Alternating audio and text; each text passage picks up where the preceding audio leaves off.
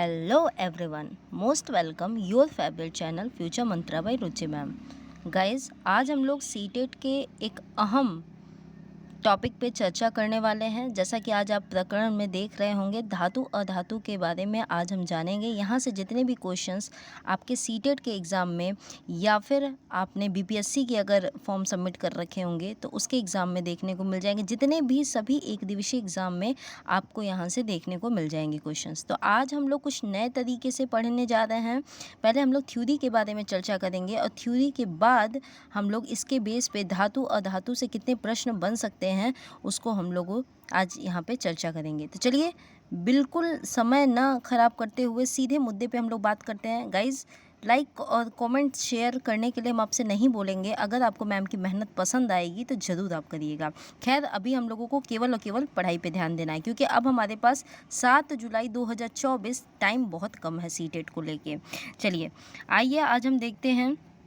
देखिए, अगर हम बात करते हैं, आज हम पढ़ने जा रहे हैं धातु के बारे में। ठीक है, कि ये धातु क्या होता है। तो सबसे पहली बात तो आपको पता होना चाहिए, अगर हम मेटल की बात करते हैं, सबसे पहली बात अगर हमें पता होना चाहिए धातु, ये धातु क्या होता है। तो सबसे पहली बात इसके हमें पता होना चाहिए धातु कहते किसे हैं। तो धातु सभी लोग जानते होंगे, बट आज के टाइम में धातु कौन नहीं जानता। लेकिन धातु के क्वेश्चंस क्या बनते हैं, यानी मेटल पे कौन कौन से क्वेश्चंस बनते हैं, वो इम्पोर्टेंट है।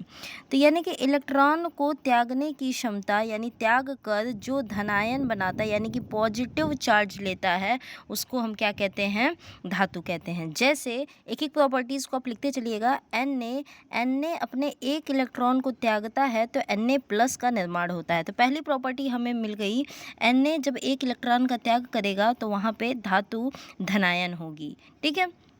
दूसरी बात यहाँ से आपको पता होना चाहिए कि जो पीरियोडिक टेबल है, यानी कि अगर हम आवर्त सारणी की बात करते हैं, आवर्त सारणी, तो पीरियोडिक टेबल में ये धातुओं को किधर रखा गया है। तो ध्यान दीजिएगा, धातुओं को बाईं ओर रखा गया है। गाइस, कहाँ रखा गया है, बाईं ओर रखा गया है। तो दो प्रॉपर्टीज़ को आप अपने कॉपी में राइट डाउन करिएगा। आज का स्पेशल तरीका है पढ़ाने का, आपको थ्योरी के साथ नीचे आपके MCQs क्वेश्चंस भी दिए गए हैं। ओके, चलिए, दो प्रॉपर्टीज़ आपने देखी। अगर हम बात करते हैं धातु, और गाइस PDF आपको टेलीग्राम पे मिल जाएगा, आप टेलीग्राम को ज्वाइन कर लीजिएगा। ओके, चलिए, अब हम लोगों ने देखा कि एक पहली बात तो इलेक्ट्रॉन को त्याग दिया तो इसलिए धनायन में परिवर्तित हो गया। दूसरा हमने देखा धातुओं को आवर्त सारणी में बाईं ओर रखा जाता है। तीसरा, इनकी संख्या पूछी जा सकती है। कभी कभी पूछता है कि धातुओं की संख्या कितनी है, तो याद रखिएगा धातुओं की संख्या 90 है। ये कई बार क्वेश्चन पूछे गए हैं। अब यहाँ से पूछा जा सकता है कि सबसे भारी धातु कौन सी है, तो याद रखिएगा सबसे भारी धातु की बात करेंगे तो ओस्मियम हो जाएगा, ओस्मियम। ठीक है। सबसे हल्की धातु की बात करेंगे, जहाँ से क्वेश्चंस बन सकता है, बस हम उसी चीज़ों की चर्चा करेंगे। अगर हल्की धातु की बात करेंगे गाइज, तो यहाँ पे सबसे हल्की धातु लिथियम हो जाएगा। ठीक है। वर्तमान में लिथियम का प्रयोग बैटरी के उपयोग में किया जा रहा है, ध्यान दीजिएगा। अब हमारे पास मुद्दा ये हो चुका, हमारे पास 3-4 पॉइंट हो चुके धातु के बारे में। लेकिन अब हमें पता होना चाहिए कि धातु की विशेषता क्या है। ओके गाइज, धातु की विशेषता क्या होती है। तो कई बार आपके लिए प्रश्न बन सकता है कि विशेषता, यानी कि इसकी जो भी विशेषता होगी उसके बारे में हम जानेंगे। तो पहली विशेषता हमारी है धातु की, यह चमकीली होती है। कैसी होती है, तो चमकीली होती है। और दूसरी विशेषता आप देखेंगे, इसमें ध्वनि उत्पन्न होता है, यानी कि आप अगर इसे मारते हैं, सॉलिड होती है, आप मारते हैं तो आपको ध्वनि, तेज़ी से ध्वनि सुनाई देगा। ठीक है। अब हम बात करते हैं, ये तन्य होता है, इनमें तन्यता का गुण सर्वाधिक मात्रा में पाया जाता है। और तीसरी बात अगर हम करते हैं कि इसमें आघातवर्धनीय सबसे अधिक होता है, यानी कि यह आघातवर्धनीय होता है। आघातवर्धनीय का मतलब है कि अगर इन्हें हम मारते हैं, इनमें चोट पहुंचाते हैं, तो इन्हें बढ़ने की क्षमता होती है। जैसे कि आप देखे होंगे, गोल्ड की चीज़ें आप पहनते हैं तो कभी गोल्ड का आकार किसी ईयररिंग्स बन जाता है, तो कभी गोल्ड को हम रिंग बना लेते हैं। ठीक है। तो इनमें आघातवर्धनीयता होती है। और साथ ही साथ इनकी जो क्वथनांक और गलनांक होते हैं वो उच्च होते हैं। गाइस, क्या क्वथनांक और गलनांक सब उच्च होते हैं, यानी मेल्टिंग पॉइंट और बॉइलिंग पॉइंट क्या होता है, उच्च होता है। ठीक है। ये इनकी थी फिजिकल आपकी प्रॉपर्टी। फिजिकल प्रॉपर्टीज़ को आप लोगों ने देखा। अब हम बात करते हैं फिजिकल प्रॉपर्टीज़ को, इसके केमिकल गुण क्या होते हैं, जो कि हमारे एग्ज़ाम में जहाँ से क्वेश्चंस बनता है वो चीज़ें हम यहाँ से डिस्कस करते हैं। इनके कुछ पूछे जा सकते हैं, हमेशा पूछे जाते हैं कई बार एग्ज़ाम में। रासायनिक गुण, रासायनिक गुण क्या होते हैं। तो याद रखिएगा, रासायनिक गुण की अगर हम बात करते हैं, रासायनिक गुण कई बार पूछा गया है कि जब O2 से क्रिया करता है तो क्या हमें प्राप्त होता है। जब भी कोई भी मेटल O2 से, यानी कि अगर हम यहाँ पे रिएक्शन करते हैं 4Na प्लस O2, ये रिएक्ट करके धातु ऑक्साइड का निर्माण करते हैं, यानी कि Na2O का निर्माण करते हैं, धातु ऑक्साइड का निर्माण करते हैं जब भी ये मेटल से क्रिया करता है वायु। ठीक है, ऑक्सीजन का क्रिया। अगर लीजिए दूसरा एग्जाम्पल भी आपके लिए, अगर मान लीजिए कि आपको इसमें प्रॉब्लम होगी तो हम दूसरा एग्जाम्पल भी सेट कर सकते हैं। जैसे कि अगर हम बात करते हैं 2Mg प्लस O2, तो इज इक्वल टू क्या आपका बन जाएगा 2MgO, यानी कि मैग्नीशियम ऑक्साइड। यहाँ पे आपका राइट आंसर हो जाएगा यहाँ से। ठीक है, तो यानी कि रासायनिक गुण हम लोगों ने देखा कि जब ऑक्सीजन के साथ क्रिया कर रहा है तो धातु का ऑक्साइड बना रहा है। ओके गाइस, अगर हम यहीं पे बात करते हैं, देखिए प्रश्न में 2 बार 3 बार पूछे गए हैं कि अगर ऑक्सीजन से क्रिया करता है तो क्या बनता है, तो आप बता सकते हैं। देखिए अब दूसरे टाइप का प्रश्न क्या बनता है, जब धातु जल से क्रिया करता है तो क्या बनता है। बहुत ही इंपॉर्टेंट है। अभी प्रीवियस अगर आप सेट देखेंगे, जितने भी आपने प्लेलिस्ट पे वीडियो देखी होगी, उसमें एक क्वेश्चंस बना था कि जब धातु जल से क्रिया करता है तो क्या रिलीज करता है, पूछा गया था। तो 2Na प्लस 2H2O, यानी कि जल से हम क्रिया कर रहे हैं मेटल का, तो हमारे पास NaOH प्लस H2 रिलीज हो रहा है। तो क्या रिलीज होगा, आपका हाइड्रोजन रिलीज होता है। ओके गाइज, हाइड्रोजन रिलीज होता है। चलिए, ये आप देख लिए दूसरे टाइप का प्रश्न। अब तीसरे टाइप का प्रश्न यहाँ से पूछा जा सकता है। तीसरे टाइप का प्रश्न जो कि आपके लिए वो भी इम्पोर्टेंट होता है, यहाँ से अगर पूछ लिया जा सकता है कि जब धातु यानी कि अम्ल के साथ क्रिया करता है, धातु कोई भी धातु हो अगर अम्ल के साथ क्रिया करता है तो वो क्या बनाता है, तो सॉल्ट बनाता है, यानी कि लवण बनाता है, साथ ही साथ H2 रिलीज़ करता है। फॉर एग्ज़ाम्पल आप लोग बताएंगे, कोई भी एग्ज़ाम्पल ले लीजिए। जैसे कि HCl का अगर क्रिया हम धातु यानी कि Na के साथ कराते हैं तो क्या बनता है, NaCl बन जाएगा और साथ ही साथ O2 रिलीज़ हो जाएगा। जैसे Na प्लस HCl की अगर हम बात करते हैं तो यहाँ पे NaCl हो जाएगा और साथ ही साथ हमारा H2 अलग हो जाएगा। ठीक है, यहाँ से आपका राइट आंसर हो जाएगा। चलिए, ये चीज़ें हम लोग रही रासायनिक गुणों के बारे में। अब हम लोगों ने देखा कि एक वर्ड हमारे पास आया था यहाँ पे, पारा।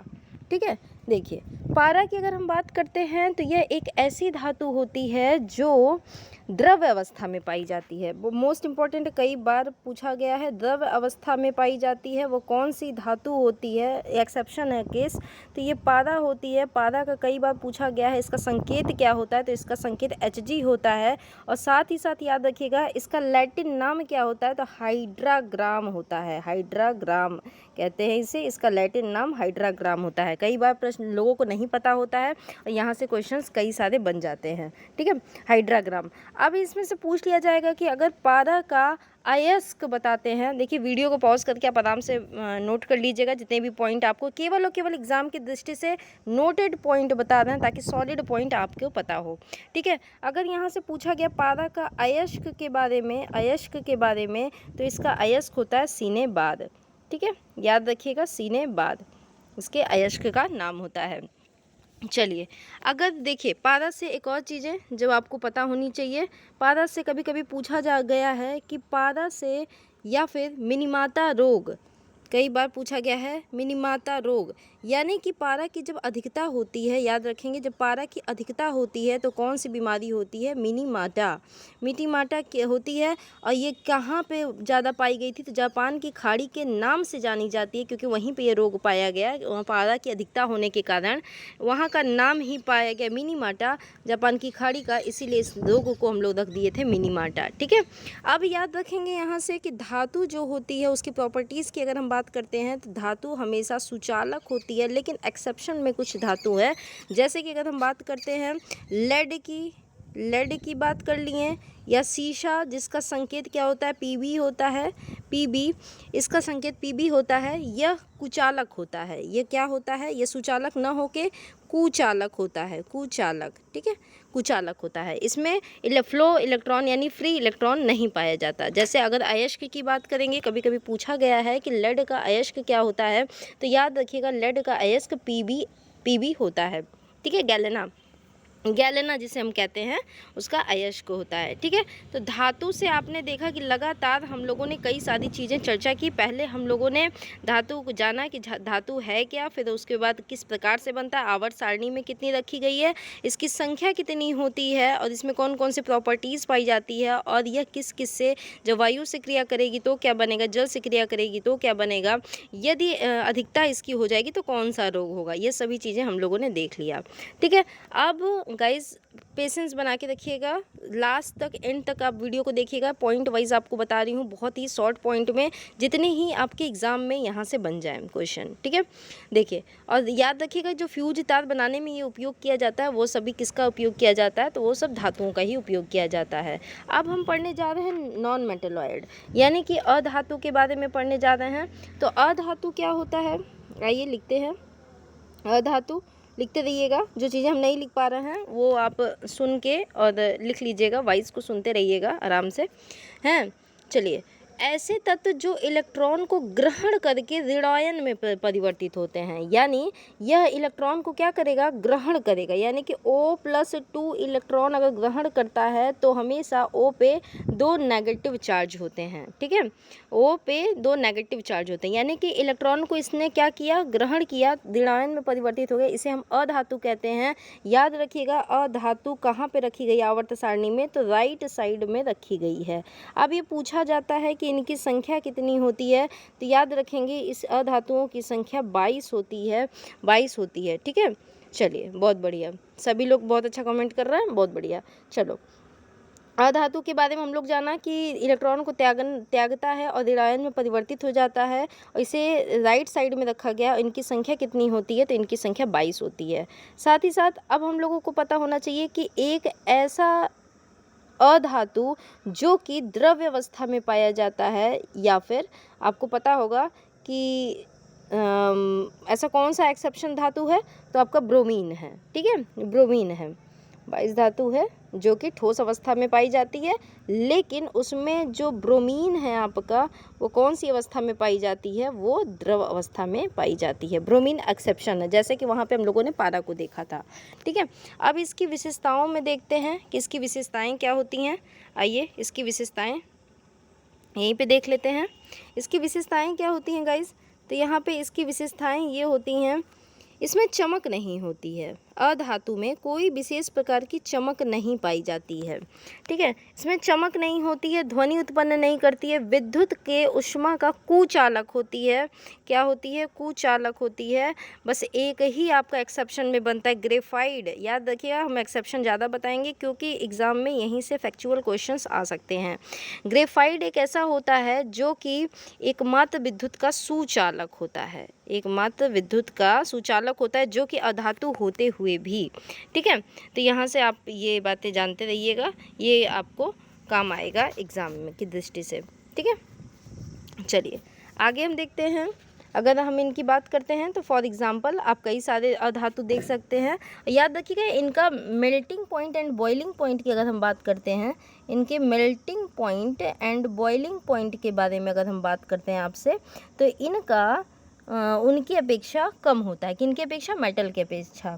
फॉर एग्जांपल में आप देख सकते हैं, जैसे कि आपका कार्बन हो गया, हाइड्रोजन हो गया, ऑक्सीजन हो गया, जितनी भी गैसें की हम बात करते हैं सभी क्या हो जाएंगी, आपके अधातु हो जाएंगी। इसी तरीके से आगे भी हो जाएंगी। ओके गाइस, तो चलिए अब इतनी चीज़ें जब हम लोग समझ चुके हैं, लगातार आप धातु अधातु के बारे में जान चुके हैं, किससे कौन क्रिया करता है, तो आइए हम कुछ क्वेश्चंस को सॉल्व कर लेते हैं।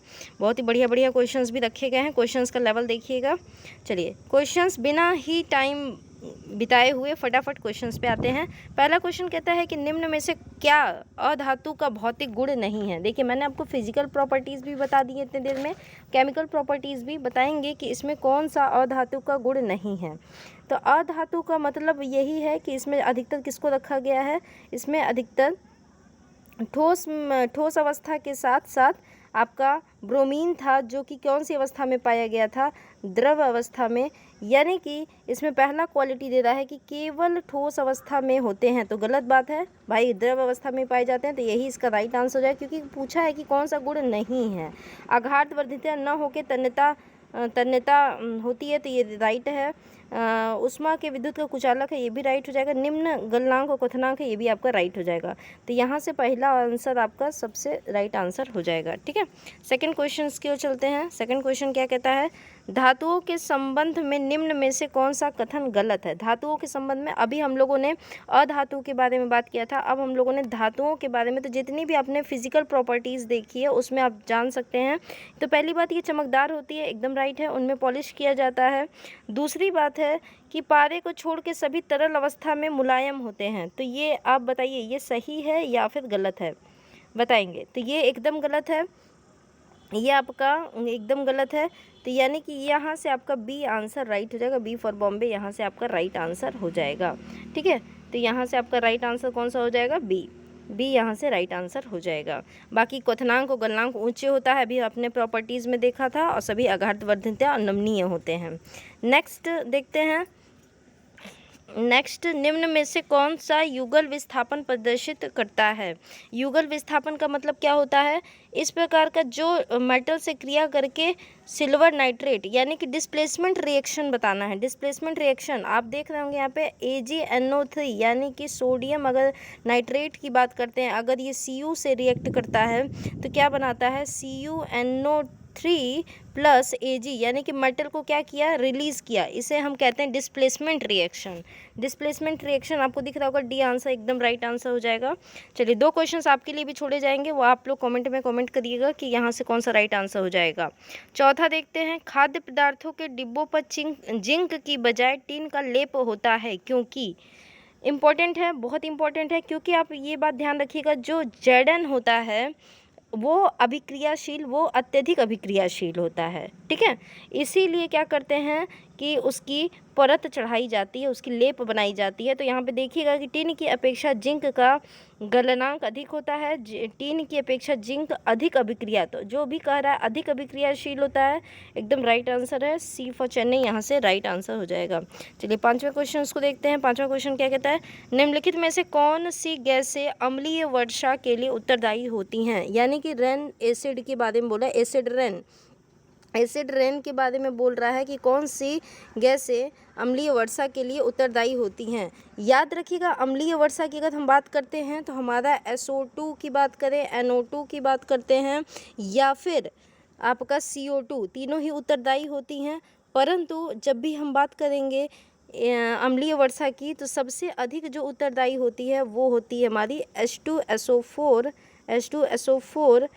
HNO3, ये आपकी सबसे ज़्यादा उत्तरदायित्व है। इसमें मेनली उत्तरदायित्व होती है सल्फर डाइऑक्साइड, इसमें सबसे ज़्यादा मेनली उत्तरदायित्व होती है आपकी सल्फर डाइऑक्साइड। यहाँ पे राइट आंसर हो जाएगा डी और ई, डी और ई दोनों ही इंपॉर्टेंट होते हैं, यानी पहला आंसर यहाँ से राइट आंसर हो जाएगा।